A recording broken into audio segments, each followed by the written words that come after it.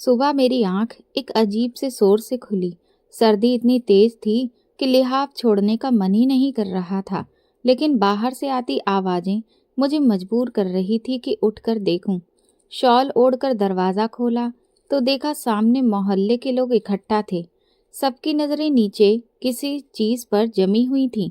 मैंने आगे बढ़कर देखा तो एक छोटी सी बच्ची लाल कपड़े में लिपटी जमीन पर पड़ी जोर जोर से रो रही थी।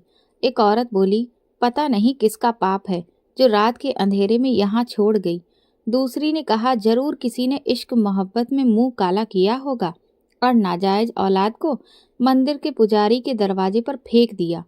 किसी ने तो यहाँ तक कह दिया कि इसे कचरे में फेंक दो। ऐसी गंदगी पालोगे तो फिर ऐसे ही दिन देखने पड़ेंगे। मैंने झुककर बच्ची को गोद में उठा लिया। वो बहुत कमज़ोर थी, सांसें भी बड़ी मुश्किल से ले रही थी। मैंने सबको जाने को कहा और दरवाज़ा बंद कर अंदर आ गई। मेरे पति पंडित रवि शर्मा उस वक्त लखनऊ किसी काम से गए हुए थे।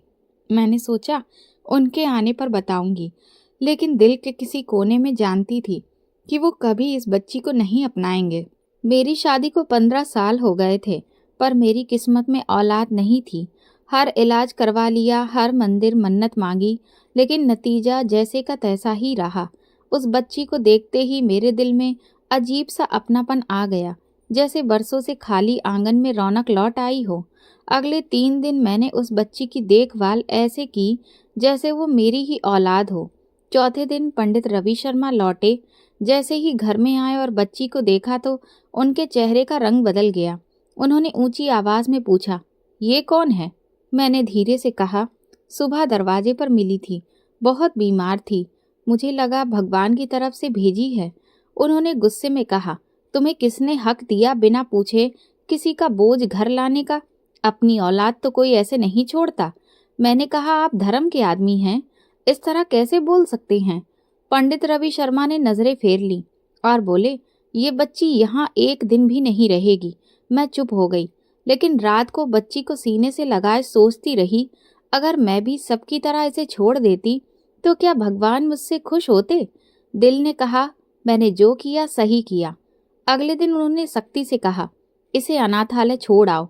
मैंने साफ मना कर दिया और कहा, ये अब मेरी जिम्मेदारी है, भगवान ने दिया है तो वही रखेगा। वो नाराज हो गए और कई दिन मुझसे बात नहीं की, लेकिन मैंने बच्ची को छोड़ा नहीं। उसका नाम मीरा रखा और रोज उसके लिए प्रार्थना करने लगी। मोहल्ले वाले अभी भी बातें बनाते, लेकिन मैंने सुनना बंद कर दिया। बच्ची रात को रोती तो पंडित जी चिढ़ जाते। कई बार डांटा, लेकिन मैं चुप रही। मैं जानती थी जिस दिन ये बच्ची मेरे दिल से निकल गई वो दिन मेरी आत्मा का अंत होगा। 2 हफ्ते में बच्ची कुछ ठीक हो गई थी, चेहरा खिलने लगा था। मेरी दुनिया उसी के इर्द गिर्द घूमने लगी। एक दिन मंदिर से लौटकर उन्होंने कहा, मोहल्ले वाले बातें कर रहे हैं, अभी भी वक्त है, इसे छोड़ दो। मैंने कहा, अगर आपको भगवान की मर्जी मंजूर नहीं तो कम से कम मेरी मर्जी का सम्मान करें। वो चुप हो गए और आगे कुछ नहीं कहा। मैंने मीरा के लिए छोटे कपड़े बनवाए, झूला लिया और रोज उसे मंत्र सुनाने लगी। वो जब मुस्कुराती तो लगता सारी दुनिया मेरे कदमों में आ गई। एक रात बच्ची ज्यादा रोने लगी, शायद पेट में दर्द था। मैं झूला झुला रही थी, तभी पंडित जी गुस्से में निकले और बोले, क्या तमाशा लगा रखा है? मोहल्ले वाले क्या कहेंगे? तुम एक पाप को पाल रही हो। मैंने कहा, अगर ये पाप है तो क्या भगवान हमें इसकी परीक्षा नहीं देगा? आप धर्म की बातें करते हैं, धर्म में अनाथ पर दया करने का पुण्य बताया गया है। वो चुप हो गए, लेकिन चेहरे पर सख्ती थी। सुबह पूजा के बाद वो मंदिर चले गए और दोपहर तक नहीं लौटे। मैं समझ गई वो कुछ सोच रहे हैं, शायद दिल में नरमी आ रही हो, लेकिन मानना नहीं चाहते। उसी दौरान मेरी सहेली नैना आई। वो जानती थी मैं कितने सालों से औलाद के लिए तड़प रही हूँ। जब मीरा की बात बताई तो उसकी आंखें भर आईं। बोली, ये भगवान का आशीर्वाद है जिसने तुझे माँ बना दिया और मीरा के लिए फ्रॉक दी। बोली, माँ बनने के लिए सिर्फ जन्म देना जरूरी नहीं। उस दिन मेरा दिल हल्का हो गया। रात को पंडित जी लौटे, हाथ में मंदिर की कुछ किताबें थीं। सीधे कमरे में चले गए। मैंने खाना रखा लेकिन बाहर नहीं आए। मैं जानती थी उनके अंदर कुछ टूट रहा है, लेकिन वो मान नहीं रहे। अगले दिन उन्होंने कहा, मीरा के लिए कोई और इंतजाम करेंगे। मैंने हिम्मत करके कहा, अगर आपको मेरी बात का भरोसा नहीं तो भगवान एक दिन आपको निशानी दिखाएगा जो आपका दिल बदल देगी। कुछ दिन ऐसे ही बीते। एक दिन मैंने मंदिर के बड़े पुरोहित को बुलाया और सब हाल बताया। उन्होंने नरमी से कहा, ये बच्ची भगवान की तरफ से तुम्हारे लिए इम्तिहान भी हो सकती है और इनाम भी। शास्त्रों में लिखा है, अनाथ के सिर पर हाथ फेरने वाले के हाथ स्वर्ग में चमकते हैं। पंडित रवि शर्मा चुप सुनते रहे। कुछ दिन बाद मीरा को तेज बुखार हो गया। मैं उसे अस्पताल ले गई। डॉक्टर ने कहा शरीर कमजोर है, ध्यान रखना होगा। मैं दिन रात उसकी देखभाल करने लगी। पंडित जी ने भी थोड़ी नरमी दिखाई। रात को खाने पर पहली बार पूछा, कैसी है? मैंने कहा बेहतर है, लेकिन उनकी आंखों में पूरी स्वीकार्यता अभी नहीं थी। एक दिन मंदिर की कमेटी की मीटिंग हुई जिसमें उनका मानदेय बढ़ाने और एक प्लॉट खरीद कर उनके लिए मकान बनाने का फैसला हुआ। वो घर आए तो चेहरे पर खुशी थी। बोले भगवान ने कृपा की, मंदिर वालों ने सेवा के बदले मकान देने का वादा किया। मैंने कहा देखा, ये बच्ची हमारे लिए तरक्की है। उन्होंने नजरें चुरा ली और कुछ नहीं बोले। मैं समझ गई, कभी कभी सच सामने होते हुए भी आदमी अपने अहम के कारण नहीं मानता। महीने भर में उनकी शक्ति और कम हो गई। वो दूर से मीरा को देखते लेकिन पास आने की हिम्मत नहीं जुटाते। एक दिन कमेटी के पैसे निकलने की खबर आई तो मेरे मन में अजीब खुशी हुई। कई महीनों से मैं कमेटी डाल रही थी, लेकिन हर बार किसी और का नंबर आ जाता था। इस बार मेरा नाम आया तो लगा भगवान ने मेरे सब्र का फल दिया। 5 लाख मिले तो सबसे पहले मीरा का ख्याल आया। उसके कपड़े, दवाई और बाकी जरूरतें पूरी करने का सोचा। उसी दिन पंडित रवि शर्मा भी मंदिर से लौटे। हाथ में मिठाई का डिब्बा था। मैंने पूछा, ये खुशी कैसी? बोले मंदिर वालों ने तय किया है कि अब हम किराए के मकान में नहीं रहेंगे। हमारे लिए मंदिर के पास निजी मकान बनेगा। बोले ये सेवा का फल है। मैं चुप रही, लेकिन दिल में एक आवाज थी जो बार बार कह रही थी कि ये सब मीरा की वजह से है। मीरा अभी मुश्किल से 2 महीने की थी, लेकिन उसके आने से जैसे घर में खुशियों के रंग भर गए थे। मैं रोज उसके साथ वक्त गुजारती, पता ही नहीं चलता दिन कैसे निकल जाता। रात में जब वो रोती तो मैं उसे लोरियां सुनाती और वो मेरे सीने पर सर रखकर सो जाती। कमेटी के पैसों से मैंने उसके लिए एक झूला लिया, नया गद्दा बनवाया, कुछ गर्म कपड़े और उसकी दवाइयों के लिए एक छोटा सा डब्बा रख लिया ताकि वक्त पर सब मिल सके। मुझे इन पैसों में अपनी जरूरत से ज्यादा उस बच्ची का हक नजर आता था। एक दिन मंदिर की कमेटी के मुखिया ने पंडित रवि शर्मा को बुलाया और जमीन के कागज उनके हाथ में दिए। पंडित जी घर आकर चुपचाप बैठ गए। मैंने देखा उनकी आंखों में नमी है। पूछा तो बोले, भगवान की मेहरबानी से भी डर लगता है क्योंकि हम गुनाहगार हैं। मंदिर वालों ने सिर्फ सेवा देखकर हमें इज्जत दी, लेकिन उन्हें नहीं पता मेरे दिल में कितना बोझ है। मैंने उनका हाथ पकड़कर कहा, अगर बोझ लग रहा है तो उसे मान लेना चाहिए, इनकार करना जिद होती है। पंडित जी कुछ देर चुप रहे, फिर बोले, तुम्हारी जिद ने मुझे आज इस मुकाम तक पहुंचाया है, वरना मैं तो कब की मीरा को कहीं छोड़ देता। तुमने उस चीज को घर में रखा जिसे मैं गुनाह समझता था, लेकिन शायद वही हमारे लिए रहमत बन गई। मैंने कहा, अगर ये गुनाह होता तो भगवान हमारी झोली में खुशियां क्यों डालता? पंडित जी कुछ बोले नहीं, लेकिन पहली बार उनकी आंखों में हार मानने का एहसास दिखा। महीने भर में मकान का काम शुरू हो गया। मंदिर वाले रोज आकर देखते, पंडित जी को आशीर्वाद देते। मैं भी साथ खड़ी रहती, लेकिन दिल में वही चुपचाप खुशी थी कि जिस बच्ची को लोग नाजायज कह रहे थे, उसी की वजह से हमारा घर बन रहा है। मोहल्ले में कुछ लोग अभी भी बातें बनाते, देखो कैसे कमेटी निकली और मकान मिल गया, जरूर कोई खास पूजा पाठ किया होगा। मैं सुनकर चुप रहती, क्योंकि सच्चाई को सफाई की जरूरत नहीं होती, वो खुद गवाही दे देती है। एक दिन पंडित जी के पुराने शिष्य आए और मीरा को देखकर बोले, अरे वाह, बेटी है। पंडित जी कुछ कहने ही वाले थे कि मैंने कह दिया, हाँ हमारी बेटी है। वो हैरान हुए, लेकिन खुश होकर दुआ देकर चले गए। उसी शाम पंडित जी ने कहा, आज तुमने पहली बार सबके सामने कहा कि वो हमारी बेटी है।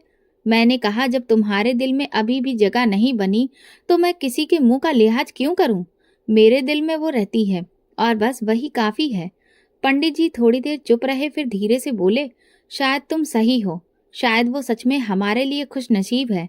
ये सुनकर मुझे यकीन हो गया कि मेरा रास्ता सही है। अगर भगवान चाहे तो गुनाह को पुण्य में बदल देता है। मैंने मन ही मन प्रार्थना की, हे भगवान, जिस तरह तूने मुझे माँ बनाया वैसे ही मेरे पति के दिल में भी बाप का प्यार भर दे। पंडित जी के मुंह से भले ही कुछ नरम शब्द निकल आए थे जिनसे मुझे उम्मीद बंधी, लेकिन उनका रवैया बदलने लगा। वो अब मीरा को देखने से कतराने लगे। अगर वो पास आती तो नजरें फेर लेते। एक दिन मैंने उनके हाथ में मीरा का दूध का बोतल दिया तो उन्होंने हाथ पीछे कर लिया और बोले, मुझे इससे कोई लेना देना नहीं, ये मेरी जिम्मेदारी नहीं। मैं चुप रही, कुछ कहना बेकार लगा। मीरा अब 4 महीने की हो चुकी थी। अपने छोटे छोटे हाथों से मेरा चेहरा पकड़ लेती, लोरी सुनकर आंखें बंद कर मुस्कुरा देती। मैंने कई बार देखा कि पंडित जी उसे चुपके से देखते थे, मगर जैसे ही मेरी नजर उन पर पड़ती वो मुंह फेर लेते। एक रात मीरा को हल्का बुखार हो गया। मैं उसे गोद में लेकर उसका माथा सहला रही थी। पंडित जी कमरे से निकले, मुझे देखा और बिना कुछ कहे वापस चले गए। सुबह मैं दवा लेने गई तो मोहल्ले की एक औरत ने कहा, पंडित जी को तो अभी भी यकीन नहीं है कि ये बच्ची घर में क्यों है। वो कहती थी, पंडित जैसे लोग अगर नाजायज को पनाह दें तो लोग किसको बुरा कहेंगे। मैं चुपचाप वहां से हट आई। घर आकर पंडित जी से कहा, लोग अभी भी बातें कर रहे हैं, आपका नाम भी सवालों में है। अगर ये आपको बोझ लगती है तो मुझे इजाजत दें, मैं कहीं और चली जाऊं। पंडित जी गुस्से में बोले, धमकी मत दो, ये घर तुम्हारा है, लेकिन इस गुनाह की पोटली को मेरे फैसलों पर असर मत डालने दो। मैंने कहा, अगर ये गुनाह की पोटली है तो आपके नसीब में रहमत कहाँ से आ गई। मकान मिला, मंदिर वालों ने इज्जत दी, कमेटी निकली, आपका मान सम्मान बढ़ा, ये सब किसके आने के बाद हुआ। पंडित जी ने ठंडे लहजे में कहा, भगवान का करम है, किसी बच्ची की वजह से नहीं। मैंने कहा, भगवान का करम भी किसी के जरिए से आता है। अगर तुम देखना नहीं चाहते तो मत देखो, लेकिन मैं रोज उसकी मौजूदगी में भगवान की मर्जी महसूस करती हूँ। पंडित जी ने बच्ची से बिल्कुल दूरी बना ली। अब वो ना देखते ना उसका जिक्र करते। एक दिन बच्ची रोने लगी तो वो भड़क गए, ये रोना चिल्लाना अब बर्दाश्त से बाहर है, इसके लिए कोई और जगह ढूंढो। मैं चुपचाप उसे सीने से लगाकर लोरी सुनाने लगी। उसी दौरान पंडित जी के मंदिर का एक शिष्य बीमार हो गया। मैंने देखा वो उसके लिए परेशान हो गए। अस्पताल के चक्कर लगाए, दवाएं दिलाई, पूजा पाठ करवाया। मैंने कहा, आप दूसरों के बच्चों के लिए इतना सोचते हैं, लेकिन जो बच्ची आपके घर में है उसके लिए दिल में नरमी नहीं आती। पंडित जी बोले, वो शिष्य है, अच्छे काम में लगा है, और ये बच्ची ना जाने किस बदचलन का खून है। मैंने कहा, खून का फैसला आप नहीं कर सकते, भगवान करता है, और शायद भगवान आपके दिल को आजमाइश में डाल रहा है कि देखें आप किसको सिर्फ नियम से तोलते हैं या इंसानियत से भी। मेरी बातों का असर नहीं हो रहा था, उनकी सख्ती बढ़ती जा रही थी। वो पूजा के बाद लंबा प्रवचन देते, मंदिर में बच्चों को धर्म सिखाते, लेकिन घर आते ही एक अजनबी इंसान बन जाते।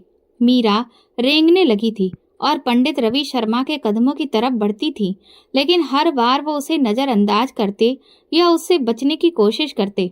एक शाम बच्ची ने चलते चलते उनकी धोती पकड़ ली। वो चौंके और फौरन धोती खींचकर बोले, हाथ मत लगाओ इसको। मैंने देखा कि उनकी आंखों में हल्की सी झुंझलाहट थी, जैसे वो कुछ महसूस कर रहे हों, मगर इस एहसास को झटक रहे हों। मोहल्ले के कुछ लोगों ने एक दिन बच्ची को मेरी गोद में देखा तो एक ने हंसते हुए कहा, पंडित रवि शर्मा की बेटी लगती है, वाह। पंडित जी ने फौरन कहा, मेरी नहीं है।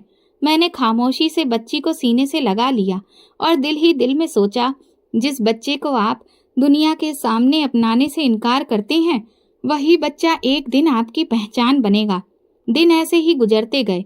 पंडित रवि शर्मा अब उसके पास से भी गुजरना पसंद नहीं करते। मैं अंदर ही अंदर टूटती जा रही थी। पंडित जी की सख्ती में कोई नरमी नहीं आई थी। मैं मीरा को सीने से लगाए हर दिन एक नए इम्तिहान से गुजरती। उसी दौरान मेरे शरीर में कुछ बदलाव महसूस होने लगे। शुरू में मैंने नजरअंदाज किया, लेकिन जब चक्कर आने लगे और खाने की खुशबू से उल्टी होने लगी तो मैं परेशान हो गई। मैं करीबी क्लिनिक गई। लेडी डॉक्टर ने कुछ सवाल किए और फिर एक टेस्ट करवाने को कहा। टेस्ट के बाद जब वो रिपोर्ट देख रही थी तो उसकी पेशानी पर बल आ गए। मैं सोच रही थी कि कहीं कोई बड़ी बीमारी ना हो। वो खामोशी से बोली, आप प्रेग्नेंट हैं? मैंने यकीन न होने के अंदाज में पूछा। क्या वो हंसकर बोली, हाँ, 3 महीने का प्रेगनेंसी है। आपको अंदाजा भी नहीं था? मैंने कहा, नहीं, बल्कि मुझे तो यकीन था कि मेरे अंदर बच्चा पैदा करने की क्षमता नहीं। डॉक्टर ने पुरानी रिपोर्ट देखने को कहा। मैंने बताया कि बरसों पहले बहुत से टेस्ट करवाए। सबने कहा कि मैं बांझ हूँ, बच्चा होना मुमकिन नहीं। वो कुछ देर सोचती रही, फिर बोली, मेडिकल साइंस भी हर सवाल का जवाब नहीं दे सकती। ये भगवान की मर्जी है, वो चाहे तो बांझ को भी माँ बना दे। मैं घर आकर चुपचाप मीरा को गोद में लेकर बैठ गई। मेरा दिल कांप रहा था, खुशी भी थी, डर भी। पंडित जी के सामने ये खबर कैसे रखूंगी? कई घंटे गुजर गए। शाम हुई तो पंडित जी घर आए। मैंने खाने के बाद खामोशी से कहा, मुझे आपसे एक बात करनी है। वो गंभीर हुए बोले, हाँ कहो। मैंने कहा, मैं प्रेग्नेंट हूँ। वो कुछ देर मुझे देखते रहे जैसे सुन न पाए हों, फिर धीरे से बोले, क्या कहा? मैंने दोहराया। कुछ पल की खामोशी के बाद उनकी आंखों में आंसू आ गए। उन्होंने भगवान का शुक्रिया अदा किया, माथे पर हाथ रखा और कहा, भगवान ने बहुत मेहरबानी की है। मैंने सोचा शायद उनके दिल में अब कुछ नरमी आ जाए, लेकिन अगले ही दिन उनके रवैये में अजीब बदलाव आ गया। वो मीरा से पूरी तरह कट गए, यहाँ तक कि अगर वो उनके पास से गुजरती तो वो गुस्से से रुख मोड़ लेते। एक दिन मैंने देखा कि मीरा चलते चलते उनकी चटाई पर आ गई। पंडित जी ने जोर से डांट कर कहा, इसे दूर रखो। मैं नहीं चाहता कि मेरे बच्चे के रास्ते में ये मनहूस आए। मैं सन्न रह गई। मैंने कहा, ये वही बच्ची है जिसे तुमने मेरी गोद में देखकर कई बार झिड़का, मगर आज जब तुम्हें औलाद का तोहफा मिला है तो तुम इस बच्ची को मनहूस कहने लगे। उन्होंने कहा, अब हमारा अपना बच्चा आने वाला है और मैं बर्दाश्त नहीं कर सकता कि मेरी औलाद के साथ किसी और की नाजायज औलाद रहे। मैंने कहा, तुम्हारे बच्चे को आसमान से कोई फरिश्ता लेकर नहीं आएगा, वो भी इसी पेट से पैदा होगा जिसे तुमने गुनाह की कोख कहकर ठुकराया था। पंडित जी ने खामोशी इख्तियार कर ली, लेकिन उनके रवैये में और ज्यादा कड़वाहट आ गई। अब वो बच्ची के कपड़ों को भी हाथ नहीं लगाते थे। उसके खिलौनों को घर के कोने में रखवा दिया और बार बार कहते, इसका अलग कमरा कर लो, मेरे बच्चे पर इसकी छाया ना पड़े। एक दिन पंडित जी दोपहर तक मंदिर से वापस न आए। जब आए तो उनके हाथ में एक लिस्ट थी। बोले, ये वो अनाथालय हैं जहाँ मीरा को दे सकते हैं, वहाँ अच्छी परवरिश होगी। मैंने वो लिस्ट उनके हाथ से लेकर फाड़ दी और कहा, जो बेटी मुझे देखकर भगवान ने माँ बनाया, दुनिया का कोई संस्थान उसकी माँ नहीं बन सकता। मैंने फैसला कर लिया कि कुछ भी हो, मैं अपनी दोनों औलादों में फर्क नहीं आने दूंगी। मेरे शरीर में एक नया बच्चा पल रहा था, लेकिन मेरे दिल में मीरा की जगह कोई नहीं ले सकता था। मैं जानती थी पंडित जी ने ये मुद्दा फिर छेड़ने के लिए एक दिन का भी इंतजार नहीं किया। पूजा के बाद नाश्ता करते हुए बोले, तुमसे साफ बात करनी है। अब वक्त आ गया है कि इस बच्ची के बारे में आखिरी फैसला किया जाए। मैंने चुप रहकर उनकी तरफ देखा। उन्होंने नरमी के बिना साफ अंदाज में कहा, मैं नहीं चाहता कि वो बच्ची हमारे नए घर में कदम रखे। मैंने कहा, वो सिर्फ बच्ची नहीं, मेरी बेटी है जिसे मैंने अपनी गोद में लिया, रातों को जागी, जिसके रोने पर मैं तड़प उठी। वो मेरे अस्तित्व का हिस्सा है। उन्होंने गुस्से से कहा, वो तुम्हारा भ्रम है, असली औलाद अब आने वाली है और मैं चाहता हूँ कि तुम्हारा सारा ध्यान हमारे बच्चे पर हो। मैंने कहा, क्या माँ का प्यार बंटता है? अगर मेरे अंदर माँ का जज्बा जागा है तो क्या वो सिर्फ एक बच्चे तक सीमित हो? पंडित जी ने थाली हटाकर कहा, मैं और बहस नहीं चाहता।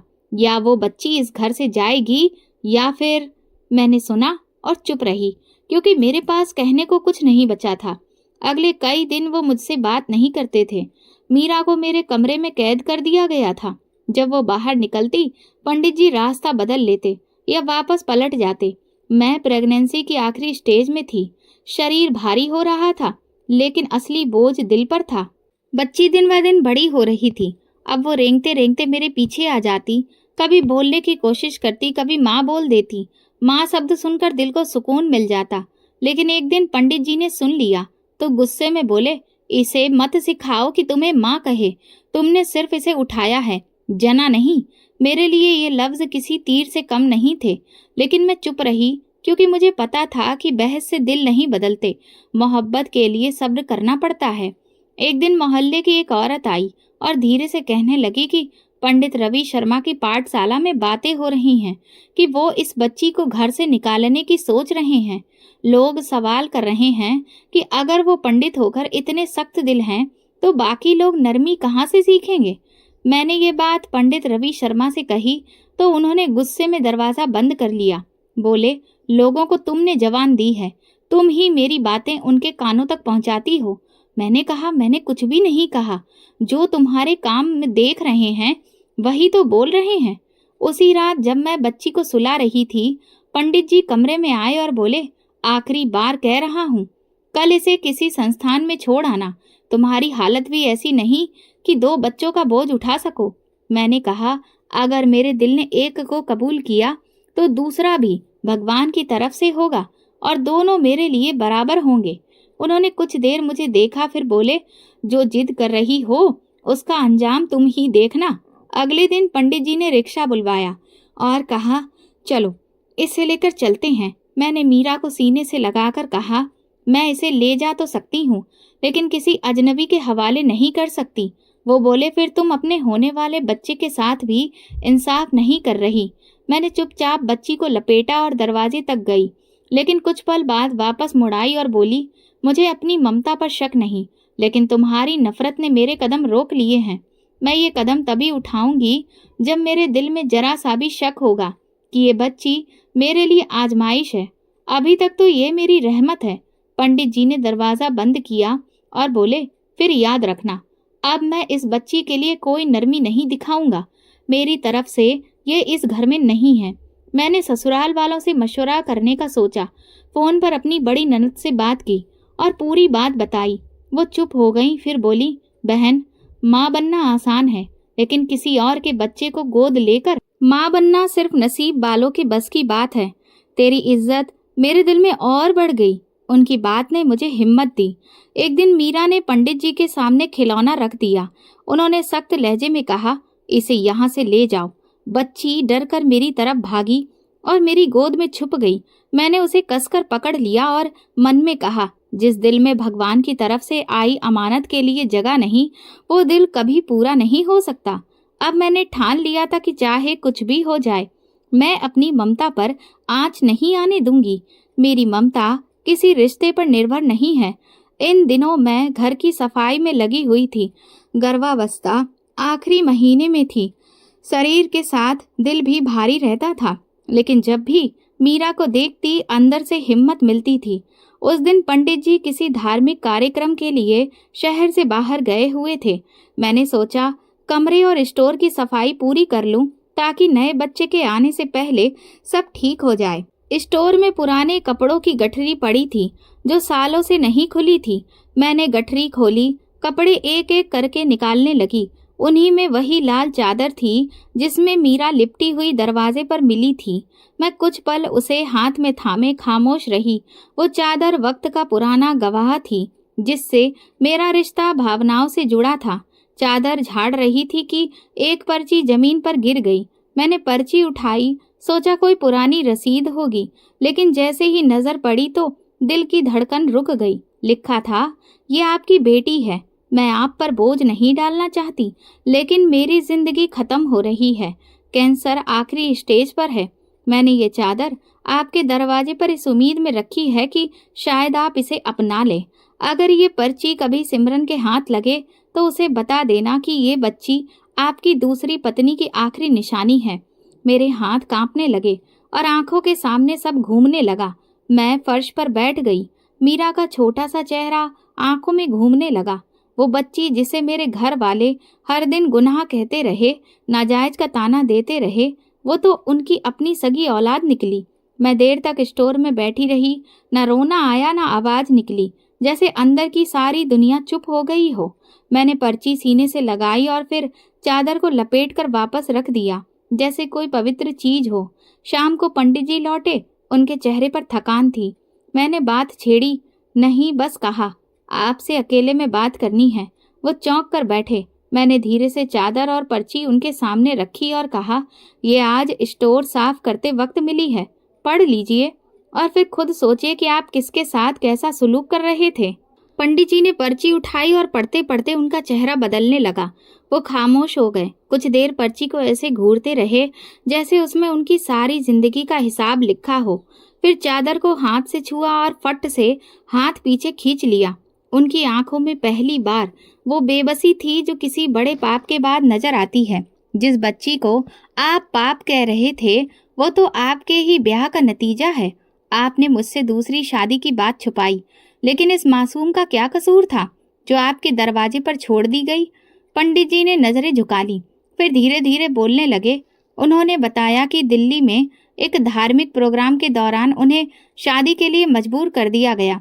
लड़की की बारात नहीं आई थी और महफिल में लोग बातें बनाने लगे थे। मुझसे कहा गया कि शादी कर लो ताकि लड़की की इज्जत बच जाए। मैंने बिना कुछ कहे वो शादी कर ली। वो लड़की बीमार थी। शुरू में मालूम नहीं था, बाद में पता चला कि उसे कैंसर है। मैं हर 2 महीने में उसे थोड़ा खर्चा देकर आता था और ये तय हुआ था कि ये बात राज ही रहेगी, तुम्हें कभी पता ना चले। लेकिन जब वो लड़की आखिरी दिनों में थी, मैं उसे देखने गया, मगर वो वहां नहीं थी। रिश्तेदारों ने कहा शायद कहीं चली गई है या भगवान को प्यारी हो गई। मैं खाली हाथ वापस आ गया। मुझे ये नहीं पता था कि उसने बच्ची को जन्म दे दिया है और वो उसे मेरे घर छोड़ गई। मैंने पंडित जी से सख्त लहजे में कहा, आपने अपनी पत्नी पर भरोसा नहीं किया, लेकिन इस बच्ची पर भी रहम नहीं किया। क्या भगवान के भक्त ऐसे होते हैं? क्या अपनी औलाद को भी सिर्फ इसलिए ठुकरा देना चाहिए कि वो आपकी दूसरी जिंदगी की निशानी है? पंडित जी रोने लगे, कहने लगे, मैं खुद को कैसे माफ करूं?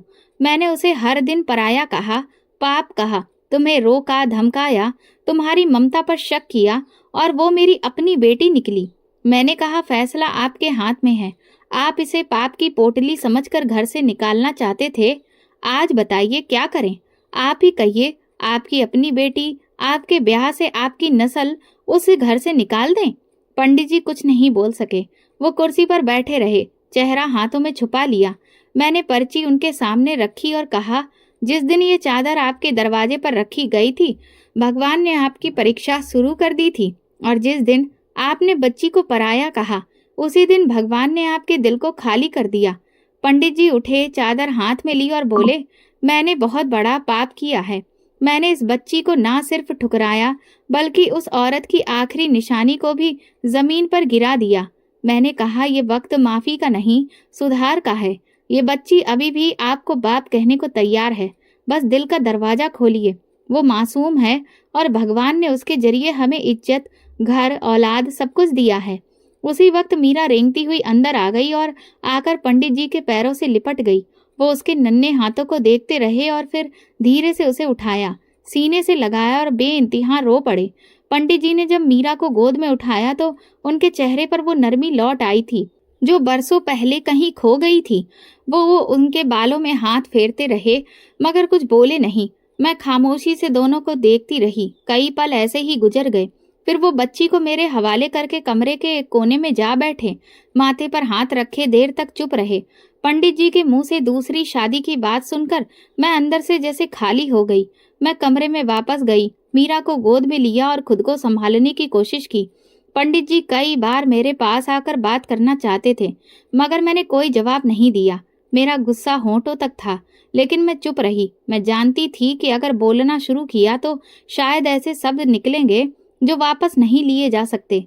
रात को भगवान के आगे सिर झुकाकर बस इतना कहा कि मेरे दिल को इतना मजबूत कर दे कि मैं अपनी इस बच्ची को माँ की तरह पाल सकूं, चाहे मेरी खुद की जिंदगी टूट चुकी हो। मैंने जो इसे भगवान की मर्जी समझकर गोद लिया था वो फैसला आज भी कायम था और मेरा प्यार इस बात का मोहताज नहीं था कि मुझे कब सच्चाई पता चली। अगले दिन पंडित जी खामोश बैठे रहे। उन्होंने सुबह का खाना खाया, पूजा के लिए गए और वापसी पर मेरे पास आकर बोले, अगर तुम चाहो तो मैं ये रिश्ता खत्म कर दूं या जो सजा देना चाहो मुझे मंजूर है। मैंने कहा, सजा मैं नहीं दूंगी, वक्त देगा। जो बोझ तुमने बरसों छुपाया वो अब मेरे कंधों पर आ गया है। तुमने एक और शादी की, लेकिन इस बच्ची को भी अपना नहीं माना और मुझे बांझ कहकर मेरे सब्र को बार बार तोड़ा। अब जब सच्चाई सामने आ गई है तो मैं अपना फर्ज छोड़ दूं? नहीं, जो जिम्मेदारी भगवान ने दी है वो मैं निभाऊंगी, चाहे तुम साथ दो या ना दो। पंडित जी ने नजरें झुकाकर कहा, तुमने बहुत हिम्मत दिखाई। तुम जैसी औरत हर किसी की किस्मत में नहीं होती। मैंने कहा, तुमने भी वही किया जो अक्सर मर्द करते हैं, चुपचाप अपना रास्ता चुना और औरत पर भरोसा नहीं किया। लेकिन मैं वो नहीं बनूंगी जो तुम्हारी खामोशी का जवाब बदले से दूं। मैं वो बनूंगी जो इस बच्ची को उसकी माँ से भी ज्यादा प्यार दे। एक दिन मेरी नंद घर आई। वो सारी सच्चाई जान चुकी थी। बोली, मुझे हैरानी है कि तुम इस सदमे के बाद भी मजबूत खड़ी हो। मैं होती तो सब छोड़ देती। मैंने कहा, यही फर्क है औरत में और माँ में। अगर ये बच्ची मेरी कोख से ना भी होती तो भी मैंने इसे अपने दिल से जन्म दिया है। इसकी मुस्कान मेरे अंदर के हर घाव पर मरहम रखती है। मीरा अब उठने लगी थी, कदम कदम पर लड़खड़ाती, गिरती, फिर संभलती, जैसे मेरी अपनी जिंदगी का अक्स हो। मैं भी अंदर ही अंदर कई बार गिरती फिर संभलती, मगर उसके लिए हमेशा खड़ी रहती। उसने मुझे माँ बनाया, वो भी उस वक्त जब पूरी दुनिया मुझे बांझ कहकर ठुकरा चुकी थी। पंडित जी की तबीयत भी अब बदली बदली लगती थी। वो मीरा के करीब आने लगे थे, उसके खिलौनों में दिलचस्पी लेने लगे। कभी पास बैठकर उसे देखते, मगर मैं जानती थी कि उनके अंदर एक कसक अभी भी जिंदा थी, एक शर्मिंदगी जिसे वो शब्दों में बयां नहीं कर पा रहे थे। एक दिन वो मेरे पास आकर बोले, अगर तुम इजाजत दो तो मैं मीरा के नाम का रजिस्ट्रेशन करवा दूं, उसके कागजों में बाकायदा पिता के तौर पर। मैंने चुपचाप सिर हिला दिया। अब मैं पंडित जी से किसी बहस में नहीं पड़ती थी। जब पंडित जी ने मीरा के कागजों में अपना नाम दर्ज कराया तो वो सिर्फ एक औपचारिकता नहीं थी, बल्कि एक सच्चाई का इकरार था, जिसकी गूंज जल्दी ही मोहल्ले में फैल गई। लोग जो पहले बस अंदाजे लगा रहे थे, अब सवाल करने लगे। मंदिर के बाहर, औरतों की महफिलों में, बाजार की गलियों में, दीवारों के किनारे, हर जगह बातें होने लगी कि पंडित जी ने दूसरी शादी की और अब उनकी एक बेटी भी है जो बरसों छुपाई गई। कुछ लोग हैरान थे, कुछ नाराज, और कुछ ऐसे भी थे जिन्होंने मेरी तरफ उंगलियां उठाना शुरू कर दी। मैं मंदिर के गेट से होकर घर आती तो औरतें काना फूसी करती, कुछ मुंह फेर लेती। एक दिन सब्जी वाला बोला, बहन जी, आप तो बहुत नेक थी, ये सब छुपाया कैसे? मैंने कुछ नहीं कहा, बस खामोशी से सब्जी लेकर आगे बढ़ गई। मोहल्ले की औरत मेरे घर आई, बोली, हमें तो लगा था आप मिसाल हो औरतों में, ये क्या निकली? मैंने कहा, अगर किसी अनाथ बच्ची को पालना गुनाह है तो हाँ, मैं वही हूँ जो तुम सोच रही हो। वो कुछ देर चुप रही, फिर बोली, पर जिस मर्द ने तुम्हें बरसों धोखे में रखा, उसे कैसे माफ किया? मैंने कहा, माफ करना इसलिए नहीं कि वो माफी के लायक था, बल्कि इसलिए कि मैं खुद को सुकून देना चाहती थी। अगर मैं बदला लेती तो शायद आज मीरा को माँ का प्यार ना मिलता। लोगों के सवालों से ज्यादा पंडित जी की चुप्पी मुझे खाए जा रही थी।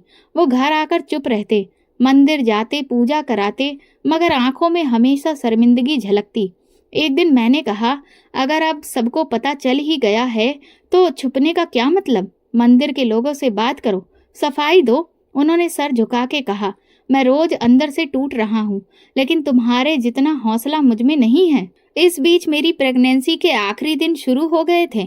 शरीर के साथ साथ दिमाग भी भारी होता जा रहा था। मीरा हर वक्त मेरे पीछे पीछे रहती। अब वो बोलना सीख गई थी, छोटे छोटे वाक्य बोलती, मेरी गोद में सर रख के सो जाती। एक दिन उसने पूछा, माँ, सब लोग हमें क्यों बुरा कहते हैं? मैंने कहा, बेटी, सच बोलने वालों को दुनिया हमेशा बुरा कहती है, लेकिन सच के साथ खड़े लोगों पर भगवान का आशीर्वाद होता है। अब मेरी हालत ऐसी थी कि ज्यादा देर खड़ी भी नहीं रह पाती थी। एक दिन बाजार गई तो एक औरत ने पीछे से आवाज दी, ये वही है ना जिसका पति दोहरा चेहरा रखता था? मैंने पलटकर नहीं देखा, लेकिन दिल के अंदर कहीं दर्द सा उठा। घर आई तो मीरा मेरे सामने आई, मुस्कुराते हुए बोली, माँ, मैंने तस्वीर बनाई है। वो कुछ बेतरतीब लकीरें थीं, लेकिन एक खाका साफ दिख रहा था। उसने मुझे और खुद को साथ साथ बनाया था और बीच में एक दिल भी बना दिया था। मैंने वो कागज सीने से लगा लिया। एक दिन मंदिर के बड़े पंडित जो पंडित जी से सीनियर थे, घर आए और बोले, बेटी तुमने बहुत कुछ सहा है, लेकिन जो तुमने किया वो हर औरत नहीं कर सकती। मैंने कहा, मैंने तो बस अपना फर्ज निभाया है। वो बोले, तुमने एक टूटते रिश्ते को सिर्फ बचाया नहीं, बल्कि उसे नई बुनियाद दी है।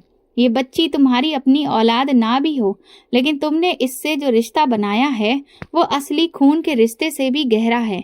पंडित जी ने इस बातचीत के बाद कुछ दिनों में मंदिर में खुलकर ऐलान किया। उन्होंने सबके सामने अपनी दूसरी शादी, बच्ची और मुझसे की गई नाइंसाफी का खुला इकरार किया। कुछ लोग हैरत से देखते रहे, कुछ बिना सुने ही चले गए, लेकिन कुछ ऐसे भी थे जिन्होंने आकर उनके पैर छुए और कहा, आपने सच बोलकर अपनी इज्जत वापस पा ली है। इस इकरार के बाद भी ताने खत्म नहीं हुए, लेकिन मेरे दिल को एक सुकून जरूर मिला। पंडित जी के मंदिर में किए गए इकरार के बाद घर के माहौल में जैसे खामोशी सी आ गई थी। वो अब अक्सर मीरा को गौर से देखते, कभी वो कुछ बोलती तो अपने आप मुस्कुरा देते, लेकिन उनके रवैये में अभी भी एक फासले का एहसास था, जैसे दिल में नरमी तो आ गई हो, लेकिन जुबान अभी भी साथ न दे रही हो। मैं यह सब देखती और चुप रहती। मुझे पता था कि जब पछतावा अंदर तक बैठ जाता है तो इंसान के ऊपर खामोशी की चादर सी पड़ जाती है। मीरा दिन ब दिन और चुलबुली होती जा रही थी। अब वो बोलना सीख गई थी। छोटी छोटी बातों पर हंस देती, ताने मारती और हर वक्त मेरे या पंडित जी के आसपास मंडराती रहती। वो अक्सर पंडित जी के पास आकर बैठ जाती, उनके हाथ में खिलौना थमा देती, मगर वो बस देखकर सर हिला देते या हल्की सी मुस्कान दे देते। कभी कभार जब वो उनकी गोद में चढ़ने की कोशिश करती तो वो एक पल रुक कर उसे उठा तो लेते, लेकिन जल्दी से छोड़ देते, जैसे उनके दिल का बोझ उनके हाथों में टिक नहीं पाता। एक शाम मैंने देखा कि वो पूजा के बाद काफी देर तक माथा झुकाकर बैठे रहे। मैं चुपचाप दरवाजे के पीछे खड़ी थी। वो धीरे धीरे कुछ बड़बड़ा रहे थे, फिर उनकी आवाज भर्रा गई। उन्होंने सिर उठाया और रोते हुए बोले, हे भगवान, मैंने अपनी बेटी को ना पहचाना। तूने उसे मेरे लिए आशीर्वाद बनाकर भेजा और मैंने उसे गुनाह समझ लिया। मुझे माफ कर दे। ये पहली बार था जब मैंने उनकी जुबान से वो बातें सुनी जो मेरा दिल बरसों पहले महसूस कर चुका था। अगली सुबह वो मंदिर नहीं गए, चुपचाप बैठे रहे। मीरा उनके पास आई, उनकी गोद में चढ़ गई और अपने नन्हे हाथों से उनका चेहरा छूने लगी। पंडित जी ने उसे पकड़कर गोद में बिठा लिया। मीरा ने खुशी से खिलखिलाकर हंसी और उनकी दाढ़ी पकड़ ली। मैं दरवाजे पर खड़ी थी। पंडित जी की आंखें आंसुओं से भर आईं। उन्होंने मीरा को सीने से लगाया और उसके माथे पर हाथ फेर दिया। फिर मुझे बुलाकर बोले, सिमरन, आज पहली बार दिल हल्का लगा है। मैंने बरसों इस मासूम से उसका हक छीनने की कोशिश की। मैंने इसे अपनी बेटी मानने में बहुत देर कर दी, लेकिन आज ये शब्द खुद ब खुद जुबान पर आ गए। मैंने कहा, भगवान के घर देर है पर अंधेर नहीं। जिस पल आपके दिल में नरमी आई, उसी पल इस बच्ची ने आपको अपना बाप मान लिया। उस दिन के बाद पंडित जी का रवैया मीरा के साथ बदल गया। वो अब उसे मंदिर ले जाते, रास्ते में खिलौने दिलाते और गोद में लेकर लोगों से मिलवाते। मोहल्ले वालों ने भी इस बदलाव को नोटिस किया। कुछ ने तारीफ की, कुछ बस चुप रहे, लेकिन सच यही था कि पंडित जी ने अपनी बेटी को दिल से अपना लिया था। मीरा ने भी ये बदलाव तुरंत महसूस किया। अब वो पंडित जी को पापा कहकर बुलाती और जब वो जवाब देते तो उसकी खुशी देखने लायक होती। वो उनके कंधे पर सिर रखकर सो जाती और मैं चुपचाप देखती, जैसे बरसों की दुआ पूरी हो गई हो। एक दिन पंडित जी ने मुझसे कहा, सिमरन, अगर तुम न होती तो ये बच्ची ना बचती, ना मेरा जमीर। तुमने कैसी जंग लड़ी जिसमें तुम्हें ताने, दुख और तन्हाई सब झेलना पड़ा, लेकिन तुमने हार नहीं मानी। मैंने कहा, जो बच्ची मेरे दरवाजे पर रख दी गई थी वो भगवान की तरफ से थी। मैं कैसे इनकार कर सकती थी। तुमने जिसे छोड़ा, मैंने उसे सीने से लगाया, क्योंकि मैं माँ हूँ और माँ के लिए बच्चा किसी रिश्ते का मोहताज नहीं होता। पंडित जी ने मीरा को देखा और बोले, ये बच्ची मेरी मुक्ति का जरिया बनेगी। मैंने बरसों का बोझ ढोया, लेकिन इसके एक मासूम स्पर्श ने सब हल्का कर दिया। उनकी ये बातें सुनकर मैंने दिल ही दिल में भगवान का शुक्र अदा किया। मुझे पता था कि सच्चाई की रोशनी उनके दिल में उतर चुकी है और ये आंसू सिर्फ पछतावे की नहीं, बल्कि उस मोहब्बत की हैं जो बरसों बाद उनके दिल में जगह बना चुकी है। जिस दिन पंडित जी ने पहली बार मीरा को सीने से लगाकर रोए थे, उस दिन मुझे यकीन हो गया था कि मेरी कुर्बानी बेकार नहीं गई। कुछ हफ्तों बाद मेरा बेटा पैदा हुआ, सेहतमंद, खूबसूरत और बिल्कुल शांत स्वभाव का। मैंने उसका नाम आदित्य रखा। जब मैंने मीरा को आदित्य के पास लिटाया तो उसने उसे चूम कर कहा, ये मेरा भाई है ना? मैंने हाँ में सिर हिलाया तो वो खुशी से ताली बजाने लगी। मेरा दिल भर आया। मेरे लिए दोनों बच्चे एक ही जैसे थे। मैंने कभी किसी में फर्क नहीं किया और ना किसी को कम चाहा न ज्यादा। पंडित जी भी अब दोनों बच्चों के साथ अच्छा वक्त गुजारते थे। कभी मीरा को मंदिर ले जाते, कभी आदित्य को गोद में उठाकर लोरी सुनाते। उन्होंने पहली बार अपने प्रवचन में अनाथ बच्चों पर इतनी नरमी से बात की कि सुनने वाले हैरान रह गए। मोहल्ले वालों का रवैया भी धीरे धीरे बदलने लगा। जो औरतें पहले मेरी बुराई करती थीं, अब नमस्ते करके गुजरती। कुछ तो आकर माफी भी मांगने लगी। मीरा अब स्कूल जाने लगी थी। वो बाकी बच्चों से ज्यादा तेज थी। मोहल्ले की बच्चियों में भी उसका नाम इज्जत से लिया जाता था। पंडित जी ने उसके लिए खास धार्मिक शिक्षा का इंतजाम किया और कहते थे, ये मेरी आंखों की रोशनी है। पंडित जी अब पहले जैसे नहीं रहे। एक दिन मोहल्ले के जलसे में उन्होंने कहा, कभी कभी भगवान हमारे दरवाजे पर ऐसी अमानत रख देता है जो हमें इम्तिहान लगती है, लेकिन वही हमारी जिंदगी बदल देती है। लोग हमसे हमारे कर्मों का हिसाब नहीं मांगते, वो हमारे सच से हमें पहचानते हैं। मैंने दोनों बच्चों में कभी फर्क नहीं किया। अगर आदित्य के लिए खिलौना आया तो मीरा के लिए भी आया। अगर आदित्य के लिए कपड़े बने तो मीरा के लिए भी बने। मैं दोनों को अपनी दुआओं में बराबर शामिल करती थी। वो दोनों मेरे दिल के दो कोने थे, अलग नहीं। घर में अब पहले जैसा सुकून था, लेकिन पहले से ज्यादा मैंने महसूस किया कि जो खामोशी बरसों से दीवारों में गूंजती थी, वो अब मोहब्बत की हंसी में बदल चुकी थी। मेरी कुर्बानी, मेरी खामोशी, मेरी जिंदगी का सिला अब मुझे मेरे बच्चों के चेहरों पर नजर आ रहा था। पंडित जी ने मंदिर की लाइब्रेरी में मीरा के नाम से एक कोना बनवाया, जहां बच्चियों की पढ़ने लायक किताबें रखवाईं।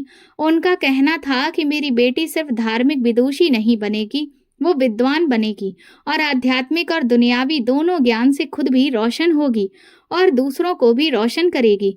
एक दिन मीरा मेरे पास आकर बोली, माँ, जब मैं छोटी थी तो आपने मुझे क्यों अपनाया? मैंने उसे गोद में लेकर कहा, बेटी, उस दिन भगवान ने मेरे दिल में तुम्हारे लिए माँ का दर्द डाल दिया था, और जिस दिल में भगवान कोई दर्द डाल दे वो कभी गलत नहीं होता। पंडित जी ने मीरा के सवाल पर कहा, जिस दिन मैंने अपनी बेटी को गोद में उठाकर रोया था, वो मेरी जिंदगी की पहली माफी थी जो मैंने खुद से मांगी। वक्त गुजरता गया, आदित्य स्कूल जाने लगा और मीरा मंदिर के साथ साथ स्कूल में भी अच्छा कर रही थी। मैं अक्सर शाम को आंगन में बैठकर सोचती थी कि अगर उस दिन दरवाजे पर पड़ी बच्ची को देखकर दिल फेर लेती या लोगों की बातों में आकर किसी संस्था के हवाले कर देती, तो शायद आज मैं भी खाली हाथ भगवान से सवाल करती रहती।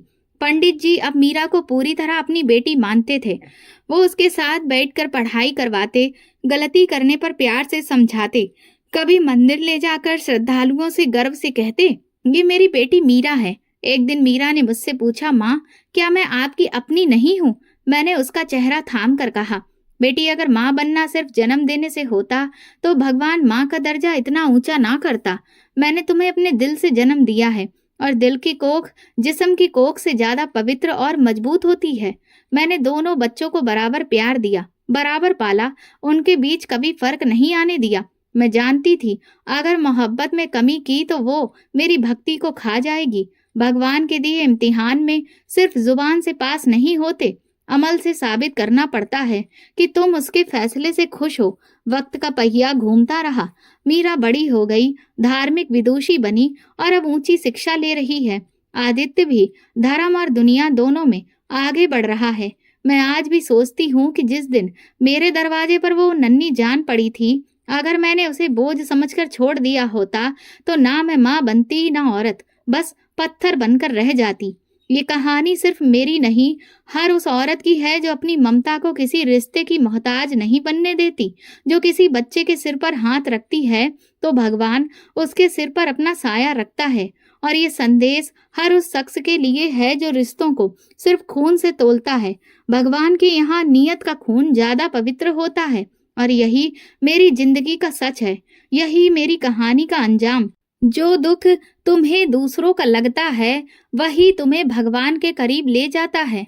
कभी किसी को बोझ मत समझो, क्या पता वो तुम्हारे लिए रहमत का दरवाजा हो।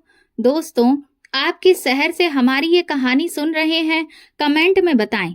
ये वीडियो केवल मनोरंजन के उद्देश्य से बनाया गया है। सभी पात्र काल्पनिक हैं। वास्तविक व्यक्तियों, जीवित या मृत घटनाओं से कोई समानता विशुद्ध रूप से संयोग है। किसी भी व्यक्ति, धर्म या जाति को ठेस पहुंचाने की मंशा नहीं है। अगर आपको हमारी कहानी पसंद आई हो तो कमेंट करके जरूर बताएं। वीडियो को लाइक करें, ज्यादा से ज्यादा शेयर करें। अगर आप चैनल पर नए हैं तो सब्सक्राइब जरूर करें और नोटिफिकेशन बेल दबाएं ताकि अगली अपडेट सबसे पहले आपको मिले। धन्यवाद।